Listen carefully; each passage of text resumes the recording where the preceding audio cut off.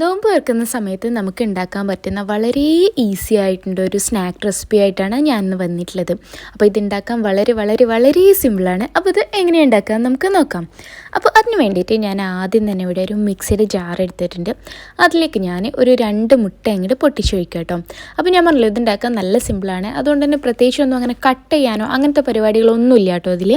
അപ്പോൾ ഞാൻ 2 മുട്ട അതിലേക്ക് പൊട്ടിച്ചൊഴിച്ചു. പിന്നെ ഞാൻ ഒരു ചെറിയൊരു വലിപ്പമുണ്ട് ഒരു നമ്മുടെ സവാളല്ലേ അതിനെ ഒന്ന് റഫായിട്ട് കട്ട് ചെയ്തിട്ട് ഇതിലേക്ക് ജസ്റ്റ് ഇട്ടു. അതിന് കൂടെ തന്നെ ഒരു 2 പച്ചമുളകും കൂടെ ഇട്ടിട്ടുണ്ട്. പിന്നെ ഒരു ചെറിയ പീസ് ഇഞ്ചിയും കൂടെ ചേർത്ത് കൊടുക്കാം. പിന്നെ കുറച്ച് മല്ലിയിലയും കൂടെ ഇതിലേക്ക് അങ്ങ് ഇട്ട് കൊടുക്കാം. പുതിനയിലേൻ്റെ ടേസ്റ്റ് ഇഷ്ടമുള്ളവർക്ക് അതും ചേർക്കാം. പിന്നെ ആവശ്യത്തിൻ്റെ ഉപ്പും കൂടെ ഞാൻ ഇട്ട് കൊടുത്തിട്ടുണ്ട് കേട്ടോ. ഇനിയിപ്പോൾ ഞാനിതിലേക്ക് കുറച്ച് ചിക്കൻ മസാല ചേർത്ത് കൊടുക്കുന്നുണ്ട്. അപ്പോൾ ഇനി വേണമെന്നുള്ളവർക്ക് ഗരം മസാലയും കൂടെ വേണമെങ്കിൽ ഇതിൻ്റെ കൂടെ കുറച്ച് ചേർക്കാം കേട്ടോ. എന്നിട്ട് ഇതെല്ലാം കൂടെ മിക്സിയിൽ നന്നായിട്ടൊന്ന് അരച്ചിട്ടെടുക്കാം. ഇപ്പോൾ കണ്ടോ എല്ലാം നല്ല പേസ്റ്റ് പരുവത്തിൽ നന്നായിട്ട് തന്നെ അരിഞ്ഞ് നമുക്ക് കിട്ടിയിട്ടുണ്ട്. അതിനെ ഞാൻ നേരെ ഒരു ബൗളിലേക്ക് അങ്ങോട്ട് ഒഴിച്ചു. ഇനി നമ്മൾ ഇതിൻ്റെ എരിവൊന്ന് ജസ്റ്റ് നോക്കുക. എന്നിട്ട് ഇപ്പോൾ എൻ്റെ ഇതിൽ വലിയ എരിവൊന്നുമില്ല, അതുകൊണ്ട് ഞാൻ കുറച്ച് കുരുമുളക് പൊടിയും കൂടെ അങ്ങ് ആഡ് ചെയ്ത് കൊടുക്കുന്നുണ്ട്. അപ്പോൾ എരിവ് നോക്കിയിട്ട് വേണ്ട കുരുമുളക് പൊടി ചേർക്കാൻ, അല്ലെങ്കിൽ എരിവ് വല്ലാണ്ട് കൂടിപ്പോകും. എന്നിട്ട് നമുക്ക് ഇതിനങ്ങ് മാറ്റി വെക്കാം. പിന്നെ ഞാനിവിടെ കുറച്ച് ബ്രെഡ് എടുത്തിട്ടുണ്ട്. അപ്പോൾ ഞാനിപ്പോൾ ഇവിടെ ആദ്യം ഒരു 4 പീസ് എടുത്തിട്ടുള്ളത്. എന്നിട്ട് ഞാനിതിൻ്റെ സൈഡൊക്കെ ഒന്ന് കട്ട് ചെയ്ത് മാറ്റാം കേട്ടോ ബ്രെഡിൻ്റെ. അതിനുശേഷം നമുക്ക് ഈ ബ്രെഡിനെ ഇഷ്ടമുള്ള സൈസിൽ കട്ട് ചെയ്തിട്ട് എടുക്കാം, ഇഷ്ടമുള്ള സൈസിലും ഷേപ്പിലും ഒക്കെ. ഇപ്പോൾ ഞാൻ എന്തായാലും ജസ്റ്റ് സെൻറ്ററിലൂടെ ഇങ്ങനെ ഒന്ന് കട്ട് ചെയ്യുന്നത് മാത്രമേ ഉള്ളൂ. അപ്പോൾ നമുക്കൊരു കേക്കിൻ്റെയൊക്കെ പോലെ കിട്ടൂലേ, അതിന് വേണ്ടിയിട്ടാട്ടോ.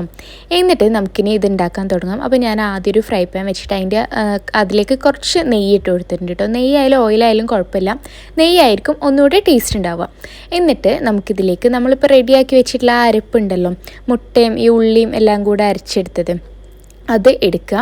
എന്നിട്ട് അതിൽ നമ്മളിപ്പോൾ ഈ പീസാക്കി വെച്ച് ബ്രെഡ് ഉണ്ടല്ലോ, ആ ബ്രെഡിൻ്റെ സ്ലൈസസ് ഓരോന്നായിട്ട് ഇതുപോലെ അങ്ങ് ഡിപ്പ് ചെയ്തിട്ട് നമുക്ക് ഈ ഫ്രൈ പാനിലേക്ക് അങ്ങ് വെച്ച് കൊടുക്കാം. അപ്പോൾ ചെറിയ തീയിൽ വേണം ഇത് ഉണ്ടാക്കാൻ, അല്ലെങ്കിൽ പെട്ടെന്ന് തന്നെ കരിഞ്ഞു പോകും. കാരണം നമ്മളിതിൽ ഉള്ളിയും എല്ലാം കൂടി ചേർത്തിട്ട് അരച്ചെടുത്തല്ലേ. അപ്പോൾ ചെറിയ തീയിലിട്ടിട്ട് കരിയാതെ ശ്രദ്ധിച്ച് വേണം ചെയ്യാൻ കേട്ടോ. എന്നിട്ട് ഇതിനെ നമ്മൾ എല്ലാ ഭാഗത്തുനിന്നും തിരിച്ചും മറിച്ചും ഇട്ടിട്ട് കുക്ക് ചെയ്തിട്ട് എടുക്കുക. അപ്പോൾ വളരെ സിമ്പിളായിട്ടോ ഇത് ഉണ്ടാക്കാൻ. സാധാരണ നമ്മൾ ബ്രെഡ് പൊരിക്കുന്ന പോലെയല്ല, നല്ല സ്പൈസി ആയിട്ട് നല്ല ഫ്ലേവർ ഉണ്ടാവും.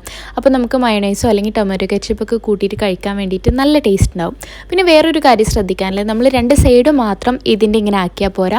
ഇതിനൊക്കെ ഇങ്ങനെ ഒന്ന് കുത്തി നിർത്തിയിട്ട് ഇതിൻ്റെ 4 സൈഡ് ഉണ്ടല്ലോ അതും കൂടെ ഒന്ന് ജസ്റ്റ് ഒന്ന് കുറച്ച് സമയം, ഒരു 2-3 സെക്കൻഡ്സ് ഒക്കെ മതിയാവും ചിലപ്പം. അത്രയും സമയം ഒന്ന് ഇതുപോലെ നിർത്തണം, അല്ലെങ്കിൽ അവിടെ ചിലപ്പോൾ ഒരു പച്ചച്ചുവ വരാൻ ചാൻസ് ഉണ്ട് ആ ഉള്ളിയുടെയൊക്കെ. അപ്പോൾ അതും കൂടെ ജസ്റ്റ് ഒന്ന് ഇങ്ങനെ ആക്കിയിട്ട് എടുത്താൽ നമ്മുടെ സാധനം റെഡി. അപ്പോൾ ഇത് പെട്ടെന്ന് ഇങ്ങനെ കാണുമ്പോൾ നമുക്കൊരു മാർബിൾ കേക്കിൻ്റെ ലുക്കൊക്കെ തോന്നിട്ടോ. ഞാൻ മയണൈസ് വെച്ചിട്ടാണ് അതിൻ്റെ മുകളിൽ ജസ്റ്റ് ഒന്ന് ഡെക്കറേറ്റ് ചെയ്യാൻ വേണ്ടി വരച്ചതാണ്. അപ്പോൾ സിമ്പിളായി ഉണ്ടാക്കാൻ എല്ലാവരും മറക്കാണ്ട് ട്രൈ ചെയ്ത് നോക്കണം കേട്ടോ.